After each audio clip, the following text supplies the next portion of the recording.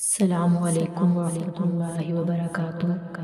آج کا میرا ٹاپک ہے دودھ پیتے بچے کا دودھ کی ہے، ان کے پیشاب کا کیا حکم ہے۔ دودھ پیتے بچے نے دودھ کی کر دی اور وہ منہ بھر ہے تو یہ ناپاک ہے، لہٰذا بچہ کپڑے پر کر دے تو پہلے دھوئے پھر نماز پڑھے۔ ہاں، اگر یہ دودھ معدے تک نہ پہنچے، صرف سینے تک پہنچ کر پلٹ آیا تو پاک ہے۔ اور ایک دن کے دودھ پیتے بچے کا پیشاب بھی اسی طرح ناپاک ہے جس طرح عام لوگوں کا۔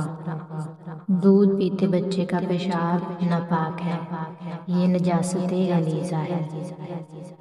یہ جو عوام میں مشہور ہے کہ دودھ پیتے بچے کا پیشاب پاک ہے، یہ بالکل غلط ہے۔ ان کا پیشاب بدن یا کپڑے پر لگا ہے تو اس کو پاک کرنا ضروری ہے۔